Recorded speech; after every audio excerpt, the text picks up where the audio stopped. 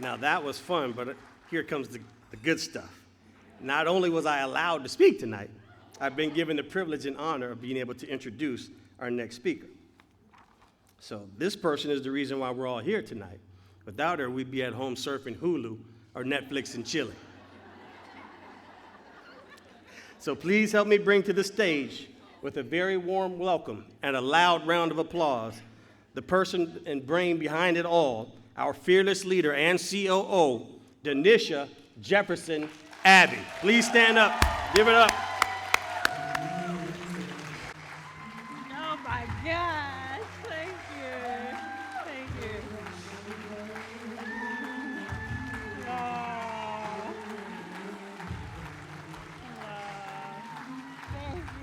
Thank you. Thank you. Excellent song choice. That's awesome. Thank you. Thank you so much for the warm welcome. Good evening, family. I'm so happy to be here with you all tonight. There's so many familiar faces. Some of you have been riding with us since day one. To feel all that love and energy in the same room, it's very powerful. So thank you. And for some of you, you're just getting to know us and getting to know our work, and thank you for being here and welcome. We're so glad you're here with us.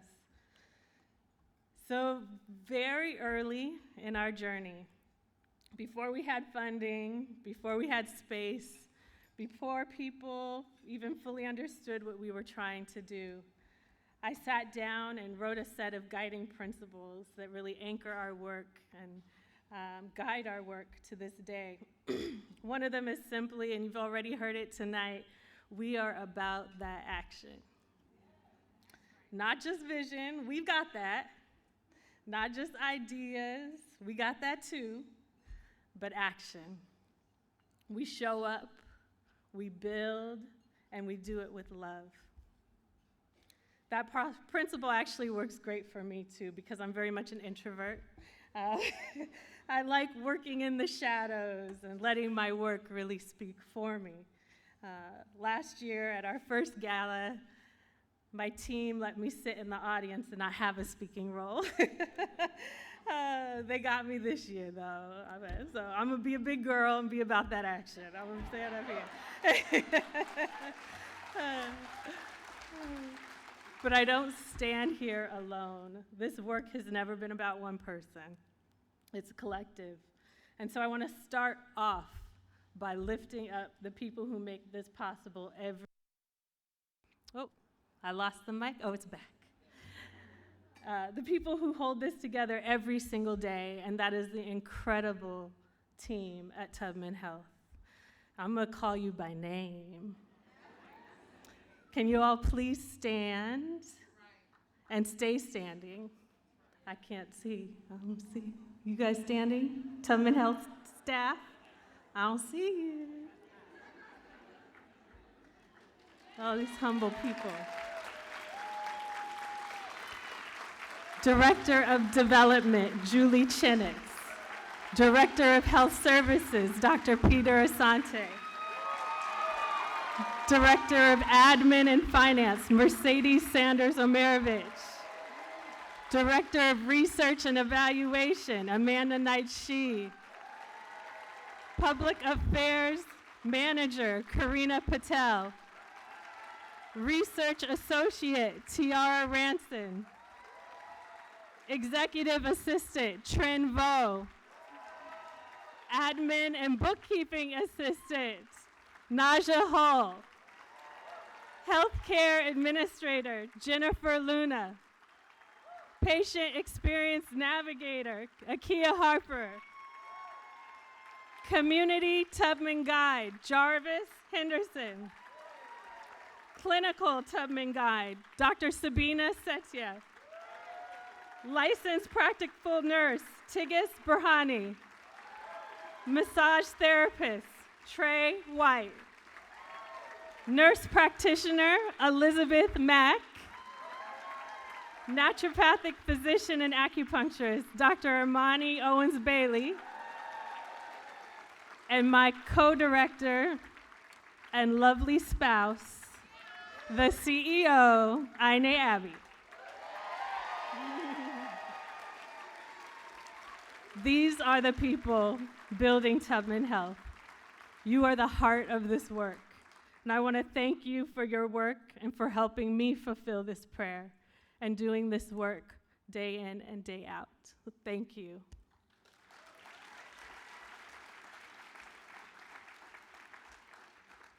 Tonight we gather not just to celebrate 5 bold years of necessary work, but to honor those who came before us, the ancestors, the movement leaders, the living legacies that make our work possible. 13 years ago, I dared to take a leap of faith in order to bring about a different way of practicing medicine, one that doesn't just treat symptoms, but heals physical and societal systems. One that doesn't pathologize poverty, but changes the structures that create it. One that doesn't extract from our communities, but is rooted in our collective power. What we are doing is not reform, it's revolution. We are building a healthcare model that is rooted in relationships and self-determination, liberated from systems that make us unwell. We need Tubman Health to show the world that an alternative is possible. It's necessary. The US healthcare system was never designed for us. As a result, we're living sicker, dying younger, and risking our lives to be alive. But we are here. And we're here because when no one else does, we take care of each other. We are here because Miss Harriet didn't wait for permission to be free, because the Black Panthers didn't ask politely when they opened their first free medical clinics, because Crazy Horse said, "Strong hearts to the front." Our ancestors showed us the way, and now it's up to us to follow instructions. We are living through an era of recoiling under the pressures of white supremacy. None of the practices are new. Nothing's new here, but the response, the people's response is weak. It was never made with us in mind, but those who were supposed to hold the line for us, to represent our interests, are recoiling and looking instead to play it safe. This area of recoil is what my people might refer to as an era of suckers.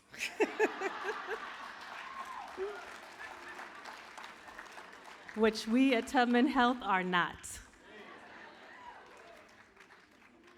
This is why we say, we got us. Our people are not new to this. Our collective survival is worth fighting for. Across these lands, when our relatives and the people seeking care are in their most vulnerable times, they are being shown and told over and over again that their lives are not worth saving. In fact, their adversity and their illnesses are making some institutions and individuals extremely rich. We reject this. We are not disposable. We are not broken. We are not too complicated to care for. We are not commodities for profit. We are whole. We are worthy. Look around. We are beautiful, sacred beings.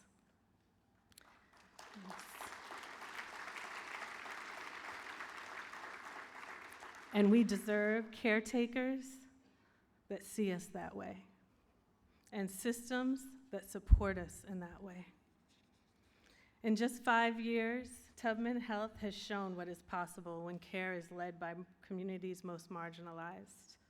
We've opened 2 clinics that center culturally rooted whole person integrative care. We've trained, employed, and circulated dollars with people and businesses from our communities. We've collected data and reported on health solutions from our communities through our research institute. We've supported local and state policy opportunities that advance the health of our people.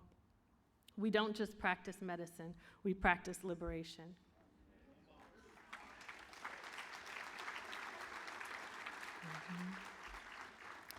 And this endeavor that we started, it's working. But we're just getting started. Central to our work is the belief that our people are not just in crisis, but that we are doing what we have always done, protected each other from harm and developed solutions. We are coming to the table with tangible solutions that we are modeling, testing, and scaling. And most institutions that do this kind of work, this research and development work, do so with a lot more resource than what we have. Honestly, this kind of work is hard to fund because it doesn't play by the rules of philanthropy. We're not interested in perpetuating the narrative that we are all desperate, helpless, and needy. And our plans don't fit neatly into short-term metrics that allow for quick feel-good optics for those who are into that kind of thing. We're building long-term power, and it's hard. This work is not for suckers. Imagine with me for a moment, and for some of you, this is a shared reality, so it may not be too hard to imagine, but imagine with me what it feels like to build something Black-led, community-rooted, and liberation-centered in this moment we're living through.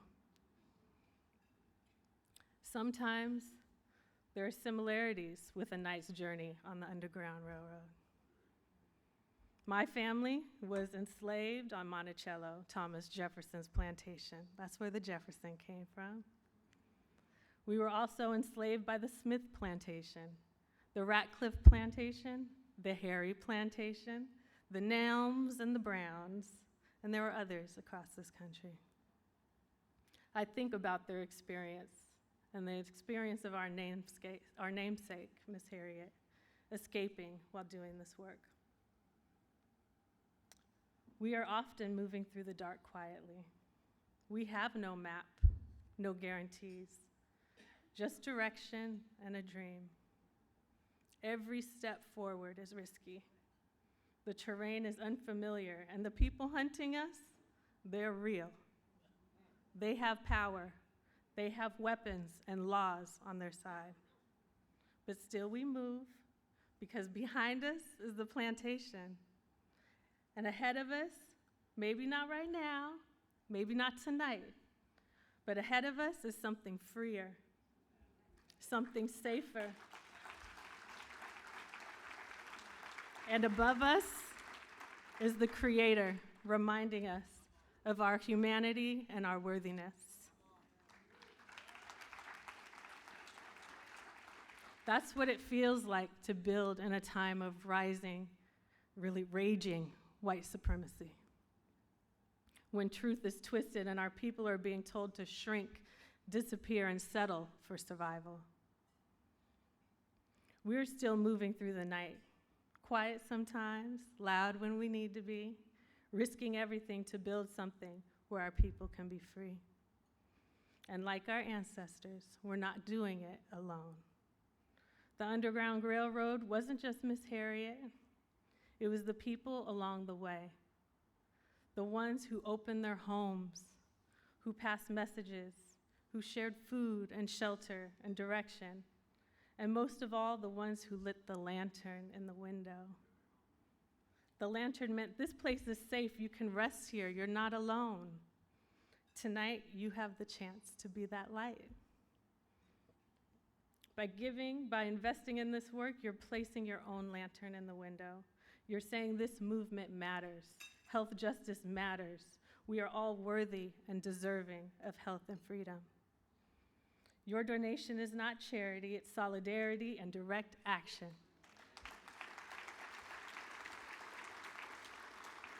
It's an investment. The journey we're on tonight is a journey to $500,000 in the honor of our 5-year anniversary. Those funds will ensure that we meet our fundraising goals for 2025.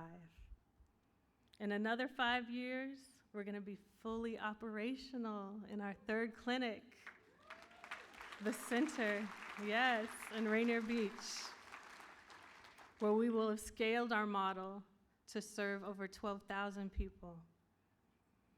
I'm looking forward to seeing you there. Thank you for standing with us the last 5 years. Thank you for believing in this vision. Thank you for investing in the future we all deserve. We keep us safe. Thank you.